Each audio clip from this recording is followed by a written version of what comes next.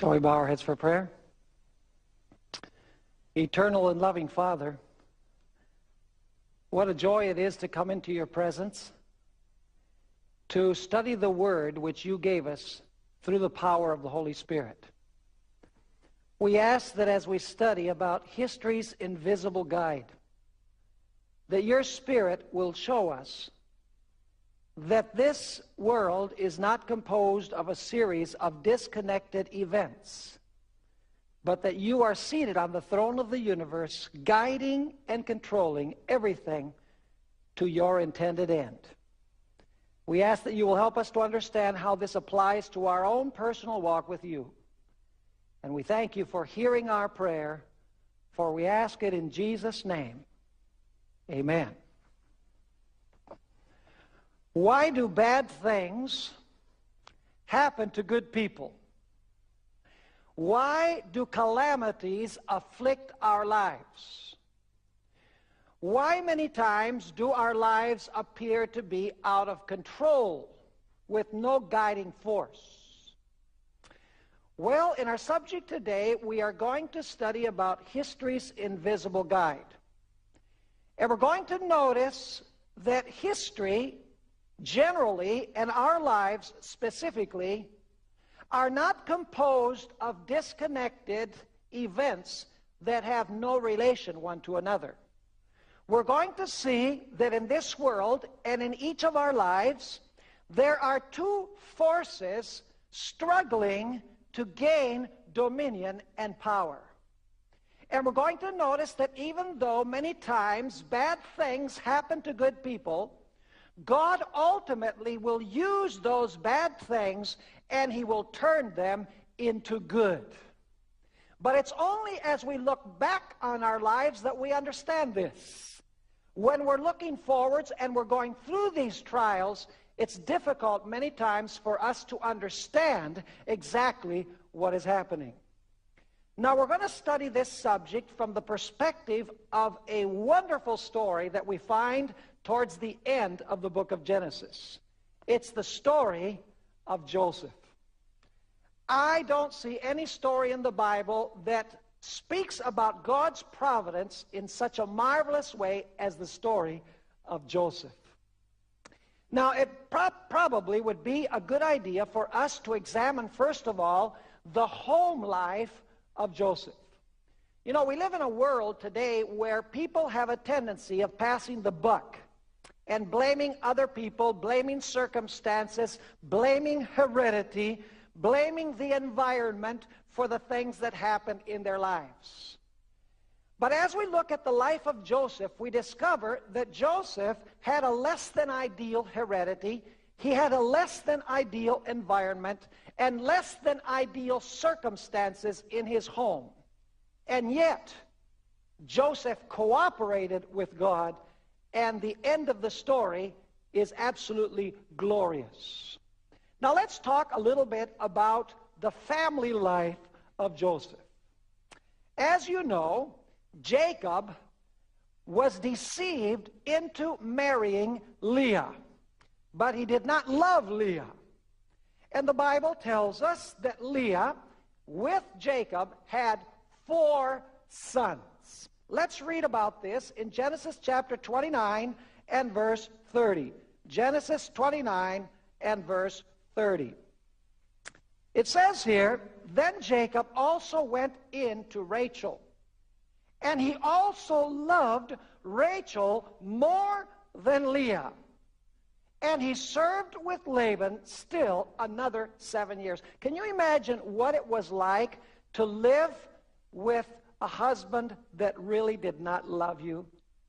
And yet we're told in the story that Jacob and Leah had 4 sons. If you continue reading after this verse, they had Reuben, Simeon, Levi, and Judah.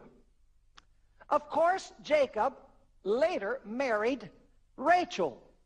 And Rachel was envious of her sister. In fact, we find in Genesis 30 and verse 1, this sibling rivalry being clearly and strongly expressed. Notice Genesis 30 and verse 1. It says, "Now when Rachel saw that she bore Jacob no children, Rachel envied her sister and said to Jacob, "Give me children, or else I die." This is quite a sibling rivalry that we have here. You know, Leah has had these 4 sons. Rachel can have no children. And so Rachel comes up with an idea. She says to Jacob, "Jacob, why don't you go into my maid, Bilhah, and maybe you can have children for me with Bilhah." And so that's exactly what Jacob did. He went into Bilhah, and Rachel, through Bilhah, actually had 2 sons. The names of the 2 sons were Dan and Naphtali. Now, this led Leah to say to Rachel, "Oh yeah? You think that you can have children with your servant? Well, I've got a servant too. And I can have my servant go into Jacob as well."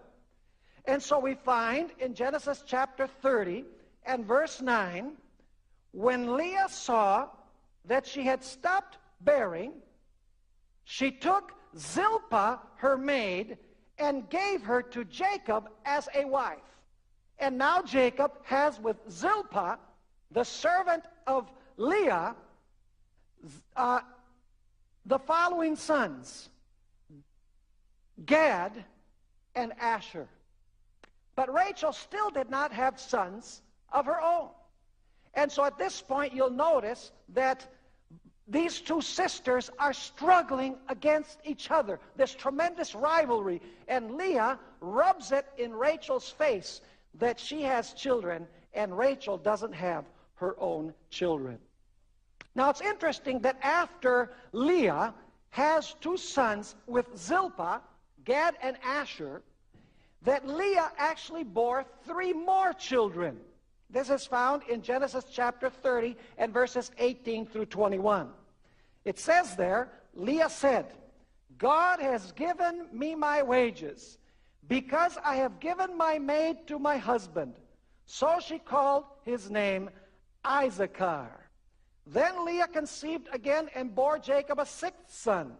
And Leah said, "God has endowed me with a good endowment.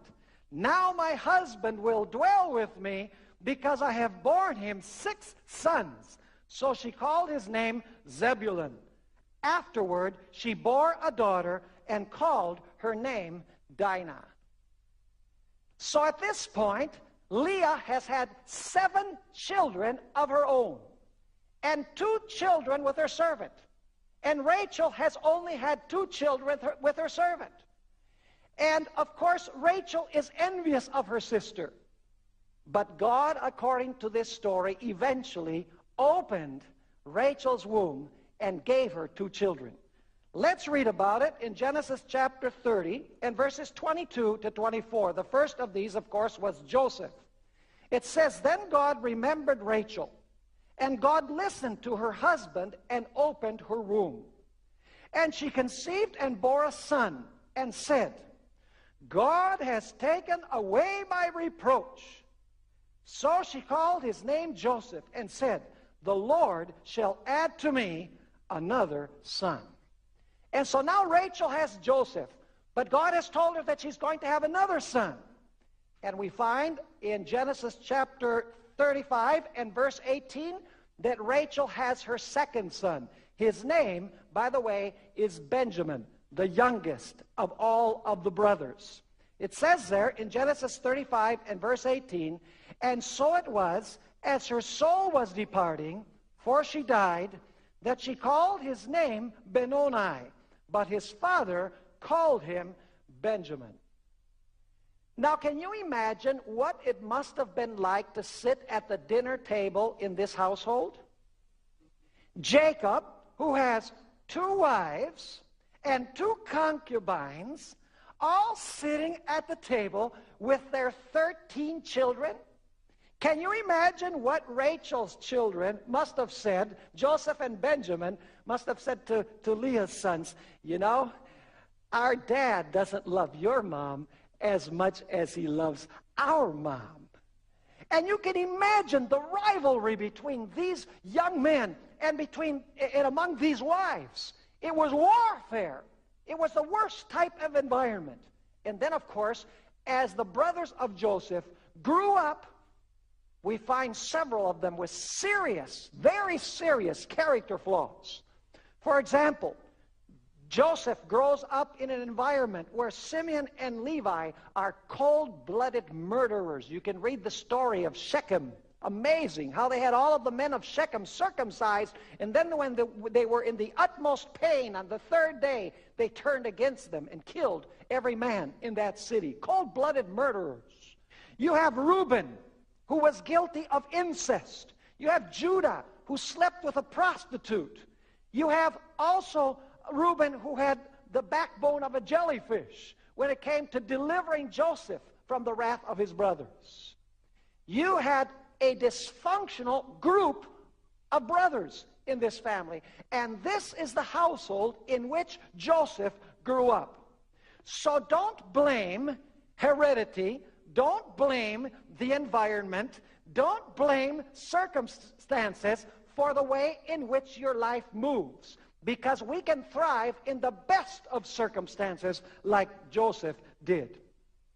Now, what sets the tone for this story is two dreams that Joseph had. Notice Genesis chapter 37 and verses 9 and 10. Genesis 37, 9 and 10. This is the one about the sun, the moon, and the stars. It says here, "Then he dreamed still another dream and told it to his brothers and said, 'Look, I have dreamed another dream. And this time the sun, the moon, and the 11 stars bow down to me.' So he told it to his father and his brothers. And his father rebuked him and said to him, 'What is this dream that you have dreamed? Shall your mother and I and your brothers indeed come to bow down to earth before you?'" So he's rebuked by his father for these dreams. But this sets the tone for Joseph's life, because Joseph knows that someday, he doesn't know how, he doesn't know when, but he does know that someday he is going to be Lord over his father, his mother, and his brothers. And so all throughout the course of his life, this guides his thoughts. God has a plan. I don't understand all of the circumstances, but God has a plan. And he decided that he was going to cooperate with God's plan. Now we're told in the story that Joseph's brothers despised him because of these dreams that he had. Notice what we find in Genesis 37 and verse 11. Genesis 37, verse 11. It says here, "And his brothers envied him, but his father kept the matter in mind." Now, I don't believe that Jacob understood how much his brothers hated him. And so we're told in the story that Jacob asked Joseph, who was 17 years old at this time, to take some provisions to his brothers who were tending the sheep. I believe that if Jacob had realized the hatred that his brothers had for him, the profound hatred, he wouldn't have sent Joseph. So we ask the question, why did Jacob send Joseph knowing how his brothers felt about him? And then we notice that Joseph comes to where his brothers are, and his brothers see him from afar. By the way, he's traveled approximately 65 miles at this point from Bethel, where Jacob lived, all the way to Dothan, according to the Bible. And Joseph is very tired, and when his brothers see him from the distance, they come up with an idea. They say, "This is the time to nip this in the bud. Let's kill him. Let's get rid of him, and then we'll see what will happen with his dreams." In fact, let's read this. It's found in Genesis chapter 37 and verses 19 and 20. "Then they said to one another, 'Look, this dreamer is coming. Come, therefore, let us now kill him and cast him into some pit. And we shall say, some wild beast has devoured him.'" Now, the question immediately arises, why didn't his brothers kill him? Obviously, they hated him enough to kill him. But for some reason, first of all, Jacob sends Joseph, knowing that his brothers despise him. Then when they say, let's kill him, their plans are interrupted, and they don't kill him, but they throw him into a cistern. Very strange, when he was hated so much by his brothers. And then it just so happens that when Joseph is in that cistern, at that very moment, at that very time, some Ishmaelites are traveling through that country to the land of Egypt. At that precise instant. Is this a coincidence? In fact, let's read about it. It's found in Genesis 37 and verse 28. It says, then Midianite traders passed by. So the brothers pulled Joseph up and lifted him out of the pit and sold him to the Ishmaelites for 20 shekels of silver. And they took Joseph to Egypt. Question. Why did Jacob send Joseph in the first place? Why didn't his brothers kill him? Why at that precise moment did the Ishmaelites come by? Why were the Ishmaelites traveling to Egypt? Obviously, Joseph somehow had to arrive in Egypt. Now, it appeared like Joseph had gotten a pretty raw deal. Here, this good boy, obedient to his father, is being taken to a strange land for no reason, simply because of the jealousy and the envy of his brothers. Joseph could have said, what good is it to serve God? Look, I serve him, I trust him, and here I end up being sold by my brothers to Egypt. But Joseph knew that God had a plan. At this point, he didn't understand all of God's plans, but he knew that at some point his dream would be fulfilled. Actually, his two dreams would be fulfilled. And so now Joseph takes this long trip to Egypt. By the way, he would have retraced his steps from Dothan to Bethel. In fact, Ellen White says in the book Patriarchs and Prophets that he could see his father's tents from afar as the Ishmaelites were taking him to Egypt. And then he would have had to travel from Bethel several hundred miles further south to Egypt. This trip would have taken a significant amount of time. Eventually, the trip comes to an end, and Joseph is taken to the marketplace to sell. And it just so happens, by coincidence, and I say that I say that kind of like ironically or sarcastically, by coincidence, a man named Potiphar ends up in the marketplace and purchases Joseph. In fact, let's read about it, Genesis 39 and verse 1. Now Joseph had been taken down to Egypt, and Potiphar, an officer of Pharaoh, captain of the guard, an Egyptian, bought him from the Ishmaelites who had taken him down there. And so Joseph ends up, of all places, there are many individuals who could have bought Joseph, but he ends up being bought by Potiphar. Now, I believe that there are two reasons in this story why Joseph ended up in Potiphar's house. Reason number one, it was necessary for Joseph to meet Potiphar's wife. And secondly, it was necessary for Joseph to sharpen his administrative skills, because God had a huge plan for him, a worldwide plan at that time, and he needed to be a keen and sharp administrator. And so God is preparing Joseph by administrating the house of Potiphar for these huge responsibilities.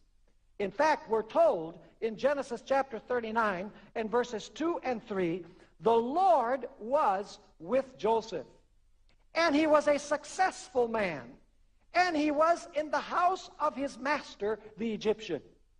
By the way, this reminds me of the words of Jesus in Luke chapter 16 and verse 10, where Jesus said this, "He who is faithful in what is least is faithful also in much. And he who is unjust in what is least is unjust also in much. In other words, it was necessary for Joseph to learn to be faithful in the small administrative duties in Potiphar's house in order to be qualified for the huge administrative duty which awaited him in the future. And of course, we know how the story develops. This faithful young man one day meets Potiphar's wife in the house, and Potiphar's wife wants to have sexual relations with Joseph. And we all know the famous words of Joseph. Let's read them in Genesis 39 and verse 9. Joseph says to this woman, "There is no one greater in this house than I, nor has he kept back anything from me but you, because you are his wife. How then can I do this great wickedness and sin against God?" And Joseph's faithfulness lands him in prison. Now, what justice could there be in this? First of all, he's a good boy, and he's sold as a slave to Egypt. And then now, because he's faithful to God in keeping the seventh commandment, he ends up in prison. You wonder at this point in the story, why did he end up in prison? Must it be perhaps that there was someone in prison that he needed to meet as this plot develops? Obviously, yes. At this point, by the way, Joseph had been in Egypt for 10 years. He was 27 years old. Now, another interesting aspect is that when Potiphar discovered what had happened with his wife and with Joseph, it actually didn't happen, we know, but the event had taken place. Potiphar, instead of killing Joseph, he has Joseph thrown into prison. Now, we know that he did not believe his wife's story, but he still could have had Joseph killed to save face, couldn't he? In fact, notice what we're told in Genesis chapter 39 and verse 20. "Then Joseph's master took him and put him into the prison, a place where the king's prisoners were confined, and he was there in prison." And so Joseph has gone from his home in Bethel to Egypt to prison, all in spite of the fact that he was faithful to God. And you might say, there's so much injustice in this story. I mean, these are bad things happening to a good person. But Joseph, in his mind, had the dream. He says, God has a plan. I don't know how all of these events are being weaved together, but God has a plan. And I know that these things are happening for a reason. I'm going to hang in there with God. Notice Genesis 39 and verse 21.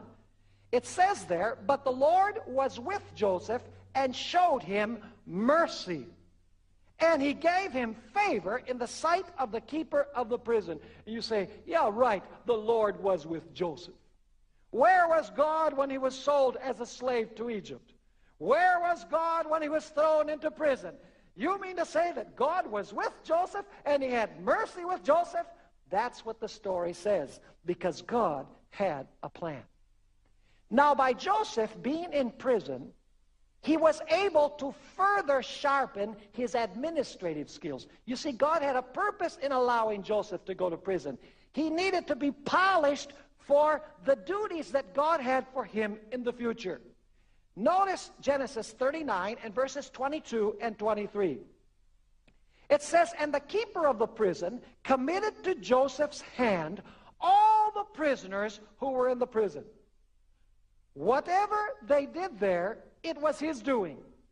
The keeper of the prison did not look into anything that was under Joseph's authority, because the Lord was with him, and whatever he did, the Lord made it prosper. And so we find Joseph being faithful in the prison, being a faithful administrator, preparing for the duties that God has for him in the future. But of course, the real reason why he ended up in prison is because he needed to have an encounter with another individual in this story. Of course, all by coincidence. As he's in prison, at this particular place and time, a baker and a cupbearer of Pharaoh are cast into prison. And so you ask the question, why were the baker and the cupbearer cast into the prison at exactly that time when Joseph was in prison? There was a purpose in this story. Notice what we find in Genesis 40 and verse 8. And they said to him, this is speaking about the dreams that the baker and the cupbearer had. We each have had a dream, and there is no interpreter of it. And Joseph said to them, do not interpretations belong to God? Tell them to me, please. And so, to make a long story short, the baker and the cupbearer tell Joseph their dreams, and Joseph says to the baker, I'm sorry to tell you that you are ancient history, so to speak. And he says to the cupbearer, you are going to be released from prison, and you're going to end up serving wine to Pharaoh again.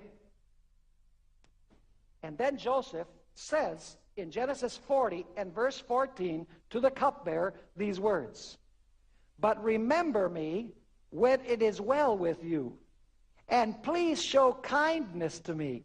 Make mention of me to Pharaoh, and get me out of this house. So he says to him, when you get out of this place, please remember me when you go before Pharaoh. And the interesting thing is, the cupbearer goes out, and he suffers some strange type of divine amnesia. He forgets Joseph. In fact, he forgets Joseph for 2 whole years.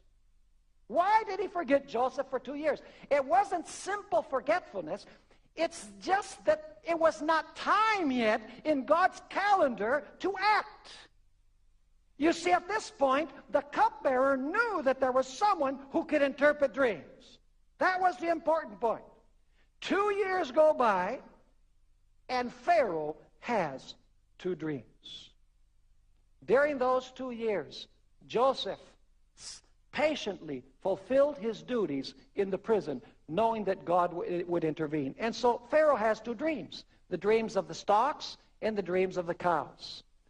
And to make a long story short, Joseph says this means that there are going to be 2 periods in the history of Egypt upcoming. One is going to be 7 years of superabundance and plenty, and there's going to be 7 years of devastating famine after that. Notice that God is revealing the end from the beginning, folks. Now, I want you to notice what we find in Genesis 41 and verse 25. By the way, Joseph at this point is 30 years old. He's been in Egypt since he was 17. So he's been in Egypt for a period of 13 years. God's plans know no haste and no delay. It says there, then Joseph said to Pharaoh, the dreams of Pharaoh are one. God has shown Pharaoh what he is about to do. And remember that what God permits, according to the Bible, God also causes. He doesn't cause it directly. He permits sometimes things to happen. And so the question is asked. In fact, Joseph says to Pharaoh, Pharaoh, you need to find a wise man who is able to gather during the 7 years of plenty, so that during the 7 years of famine, you have provision so that society will not disappear. And of course, Pharaoh says, who but you would be the ideal person to do this? You who have been able to interpret my dream. And the interesting thing is that at this point in the story, the tables begin to turn. In fact, Pharaoh says to Joseph, you will now be prime minister of Egypt. People will come before you, and they will bow, and they will show you respect, just like they show me. I will be above you, but you shall be the Lord over everyone in the kingdom. Is that exactly what Joseph had seen in his dreams? Absolutely. The tables are turning. In fact, what his brothers did to frustrate his dreams, God has now used to make his dreams come true. It reminds me of that text in Matthew 25 and verse 21, where we're told, well done, thou good and faithful servant. thou hast been faithful over a few things, I will make thee ruler over many things. At this point, Joseph has been faithful in Potiphar's house. He has been faithful in his duties in prison. So God says, you have been faithful over little, now I will place you over much. But now we need to ask the question, why were there going to be 7 years of plenty followed by 7 years of famine? By the way, in the Bible, God does not directly cause famine. God does not cause himself calamities such as this. God allows Satan to work to cause calamities, what we call natural disasters. And you would ask, why would God allow 7 years of plenty and then allow the devil to devastate for 7 years not only Egyptian society, but all society in the Middle East? The answer is given very clearly in Scripture. It's because Satan wanted to eliminate and destroy the Holy Line. We've discussed this before. In other words, he wanted to get rid of Jacob and all of his family. But God knew this before it happened. And so God sent Joseph down to Egypt to make provision during the 7 years of plenty, so that during the 7 years of famine, the Holy Line from which the Messiah would come would not disappear from history. But we still have the question, why to Egypt? Why didn't God just allow Jacob and his family to remain in Canaan and to proliferate there without allowing the 7 years of famine, forcing Jacob and his family to move to Egypt? I'm going to put that on hold for now. Now notice Genesis chapter 41 and verse 46. It says, Joseph was 30 years old when he stood before Pharaoh, king of Egypt. And Joseph went out from the presence of Pharaoh and went throughout all the land of Egypt.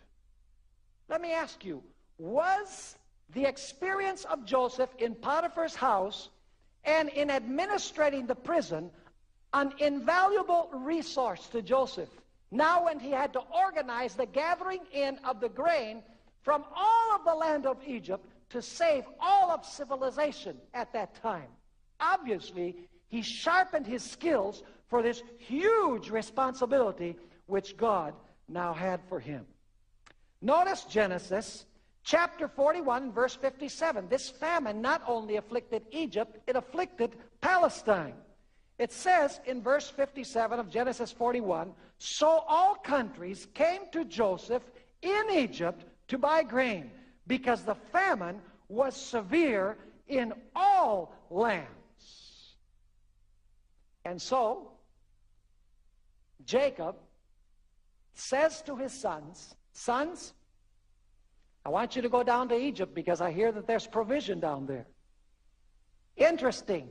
God has sent Joseph down to Egypt because somehow he wants Joseph's family to gravitate towards Egypt. There's a plan in taking them to Egypt. Not only to preserve the Holy Line, we're going to notice, but there's another reason why he takes them out of Canaan down to Egypt. And so Joseph's brothers make the journey down to Egypt. The first trip. Notice Genesis chapter 42 and verse 21. Then they said one to another. This is when Joseph says, you are all spies, and I'm going to throw you all in prison. They say, we are truly guilty concerning our brother, for we saw the anguish of his soul when he pleaded with us, and we would not hear. Therefore, this distress has come upon us. And so Joseph says to his brothers, you say that you have a younger brother that stayed home, that your father wouldn't let him come with you? Well, in order for me to know that you're not spies, I want you to go and I want you to bring back that brother. And they said, our father will never allow us to bring back our brother. Joseph says, tough luck. In fact, he takes Simeon And he throws Simeon into prison. And he says, I'll leave him there until you come back with your younger brother. Now, why Simeon? Let's read about it first of all, and then I'll have a quotation from Patriarchs and Prophets. Genesis 42:24. And he turned himself away from them and wept, that is Joseph. Then he returned to them again and talked with them. And he took Simeon from them and bound him before their eyes. Notice that he didn't only cast Simeon into prison, he bound him before he was cast into prison. Why did he do this? In Patriarchs and Prophets, page 225, we find this incisive comment by Ellen White. She says, on his return, that is after crying, he commanded that Simeon be bound before them and again committed to prison. In the cruel treatment of their brother, Simeon had been the instigator and chief actor. And it was for this reason that the choice fell upon him. You can imagine Simeon thinking, I was the one that had Joseph bound and thrown into the cistern. Now the tables are being turned. There's something strange going on here. Something strange happening. And so they go back to Canaan. And they tell Jacob, Father, unless we take Benjamin back to Egypt, Simeon will be a prisoner forever. And Jacob says, forget it. You're not going to take Benjamin. I've lost Joseph. And now I only have one son left from my beloved wife, Rachel. You can't take him.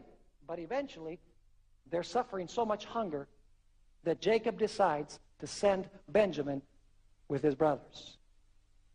And so they take a second journey to Egypt. Notice Genesis chapter 43 and verses 28 and 29. They arrive in Egypt, and they say this to Joseph. And they answered, your servant, our father, is in good health. He is still alive. They bowed their heads down and prostrated themselves. Do you see what's happening here?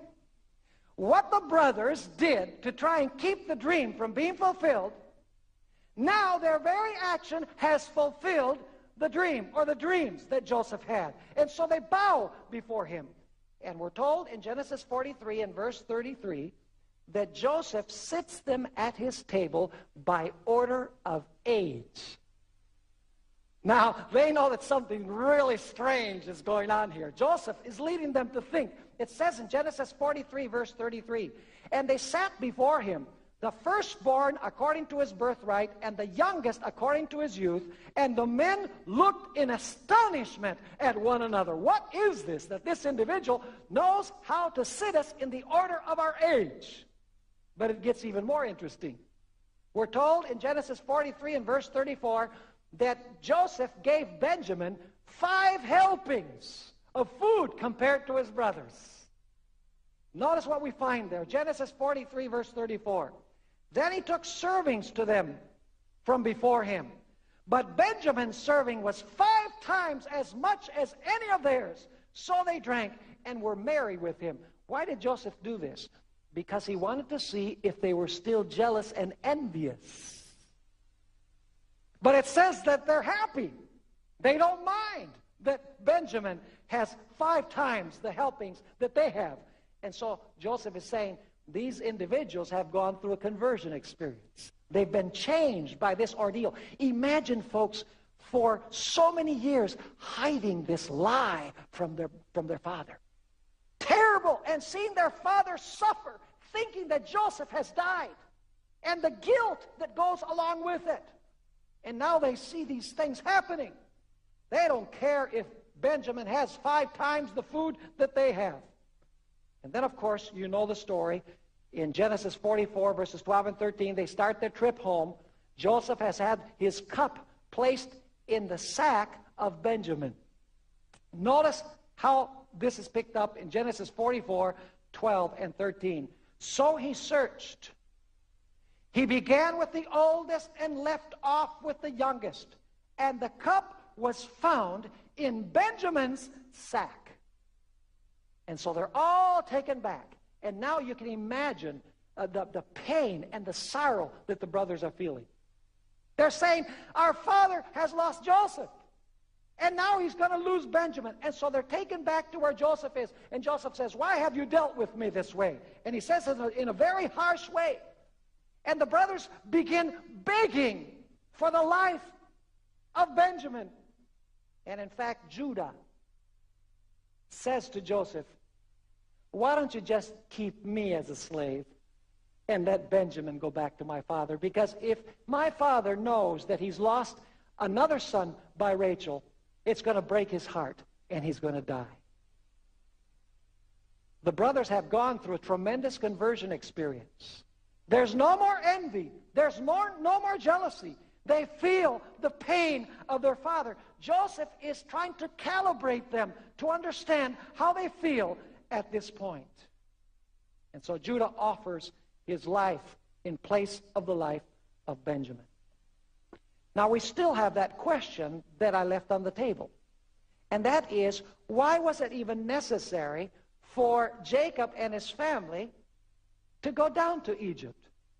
You see, folks, there was a prophecy which was uttered by God to Abraham several hundred years before. It's found in Genesis 15, verses 13 and 14. And it says this, then he said to Abram, know certainly that your descendants will be strangers in a land that is not theirs, and will serve them, and they will afflict them 400 years. And also the nation whom they serve I will judge. Afterward they shall come out with great possessions. You see, there was a prophecy that God had given to Abraham, where Joseph knew that they were going to go down into Egypt. They were going to be there for 400 years, and then God was going to take them once again to the land of Canaan. And of course, immediately the question arises, why not just leave them in Canaan? Why bother to take them for 400 years down into Egypt to take them back to Canaan? Why not just leave them in Canaan? Why did God give this prophecy to Abraham? There was a very special reason. In our second textbook in this seminar, Patriarchs and Prophets, page 232, we find the reason. It says there, the promise had been given to Abraham of a posterity numberless as the stars. But as yet the chosen people had increased but slowly. And the land of Canaan now offered no field for the development of such a nation as had been foretold. Canaan was not a good environment for the building of a nation. She continues saying, it was in the possession of powerful heathen tribes that were not to be dispossessed until the 4th generation. If the descendants of Israel were here to become a numerous people, they must either drive out the inhabitants of the land or disperse themselves among them. The former, according to the divine arrangement, they could not do. And should they mingle with the Canaanites, they would be in danger of being seduced into idolatry. Are you understanding this? This whole scenario of Joseph having to go down into Egypt, and as a result, Jacob's family going down into Egypt, was because they could not stay in Canaan, because there were giants there that they could not overcome. It wasn't the time in God's calendar.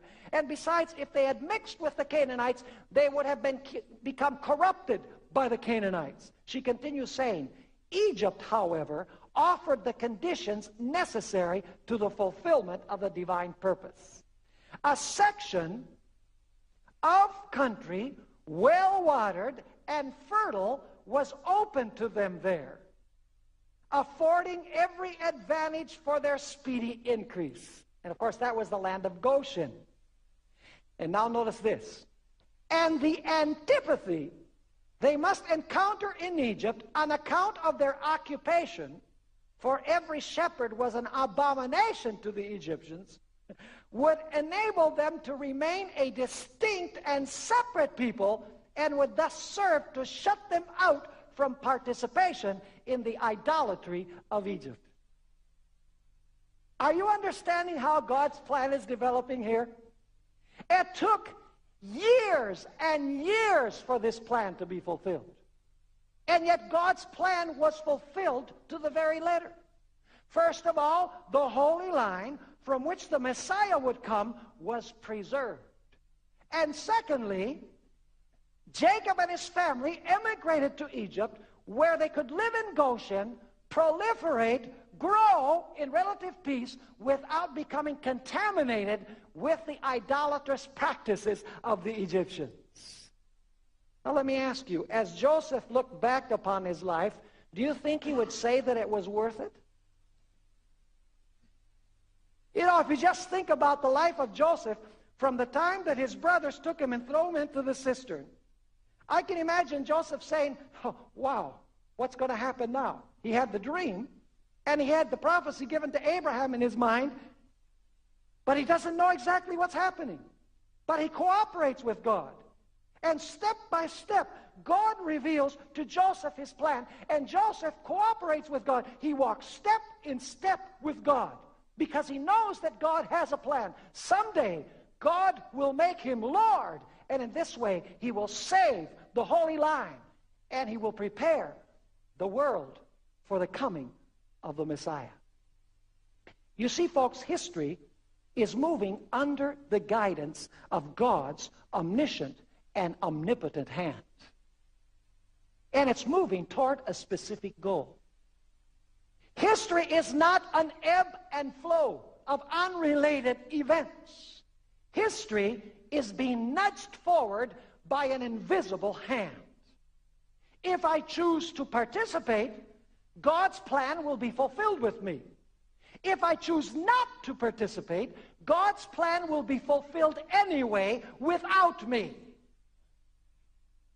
Kind of reminds me of the story of Esther. Mordecai says to Esther, Esther, you better go in, and you better intercede for your people. And he says, if you don't, help will come from some other place. The beauty of this story is that Joseph decided to cooperate with God, step by step. He didn't understand everything that was happening, but he was guided by his dreams and by the prophecy given to Abraham. You see, folks, when we look at life after we've lived it, we can see the hand of God's providence. You see, I like to compare historical events with a thread in a tapestry. See, each event in our life is a thread that God is adding to the tapestry. And you only see the full picture when all of the threads come together. Then you know that God has been leading your life, and that what God allowed to happen and that what God caused was absolutely wise. Kind of reminds me of that verse in Romans chapter 8, verses 28 and 29. We all know this verse. Probably we can repeat it from memory. It says there, and we know. Notice it doesn't say we think. It says we know that all things, how many? Even the bad? Yes, even the bad? We know that all things work together for good to those who love God, to those who are called according to his purpose. If we kept this in mind, we wouldn't grumble and gripe and complain about the things that happen in our lives. But many times when things come to our lives, calamities and problems and difficulties, we gripe and we complain and we say, Lord, why me? When really, we should not say, why me? We should say, Lord, I don't exactly understand what you're doing right now. This is a very difficult time in my life. I can't understand these circumstances, but Lord, you know what? You have more experience than me. And so I'm just going to kind of follow along. You take the step, and I'll walk right in your footsteps. I'll walk in your footsteps the way that you lead. And we can't go wrong. No matter how many calamities come to our lives, we can't go wrong. This reminds me of a fantastic statement in the book Desire of Ages, pages 224 and 225, that I'd like to read. You know this. You've read it before. Where Ellen White is speaking about the experience of John the Baptist.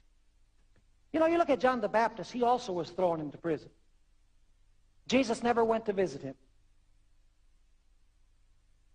You'd say, come on, he was Jesus' cousin. And Jesus didn't show any interest whatsoever in him. Here he's thrown into prison, and he's apparently abandoned and forsaken. What justice is there in this? Because John the Baptist was faithful to God. Why should he end up there? And of course, John the Baptist had doubts himself about what was happening. That is, until he sent his disciples to ask Jesus, are you the one that we're expecting, or are we to wait for another?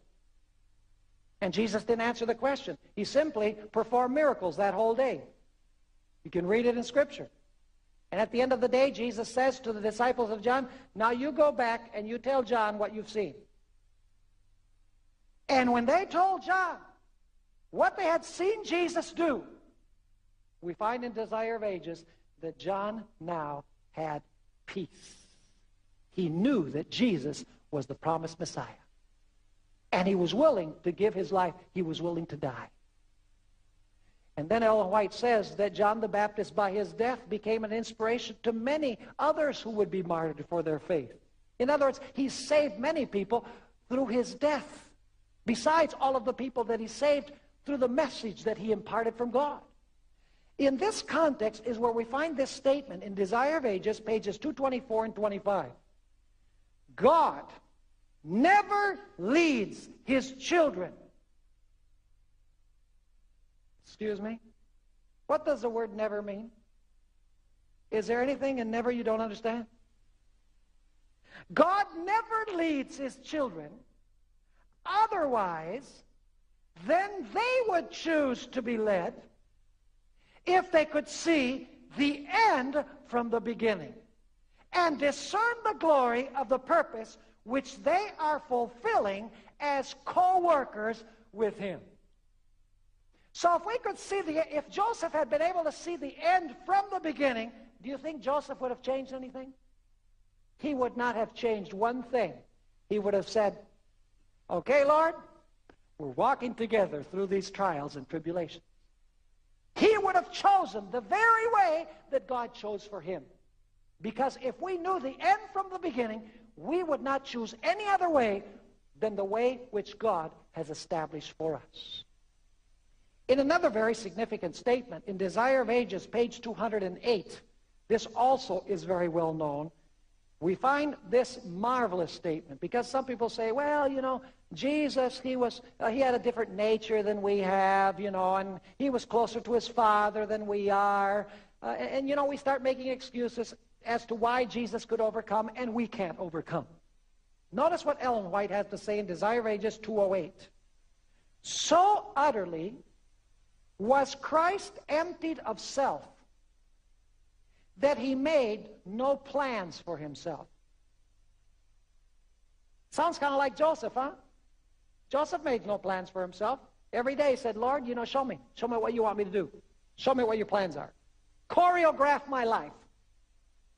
She continues saying, so utterly was Christ emptied of self that he made no plans for himself.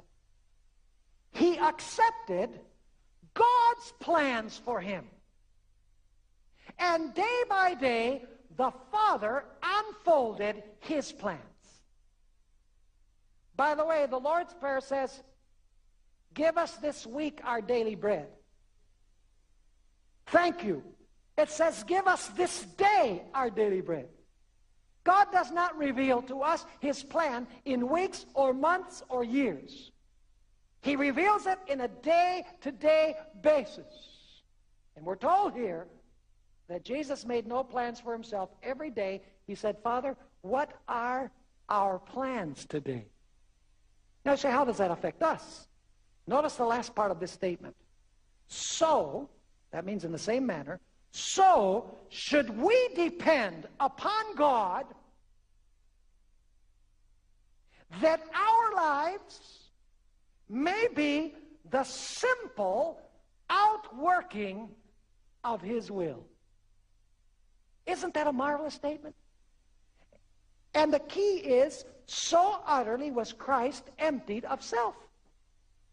See, when we say, why is this happening to me? Why am I having these trials? Why am I having these tribulations? It's a manifestation of selfishness. We're supposed to say, Lord, what's in this for you? I'll walk with you. I'll follow your plan, just like Joseph did. And when you look at the story of Joseph, you have a glorious conclusion to a providential story. God leading step by step. On a lesser scale, we can have the same experience as long as we trust God the way that Joseph trusted God. We may not have a dream saying that we're going to be lords, but we do have a Bible that says that someday we will be lords. The Bible says that if we suffer with him, we will also reign with him. And Jesus says also in a text that we read, well done, thou good and faithful servant, because you have been faithful in little, I will place you over much. May that be the living experience in our lives.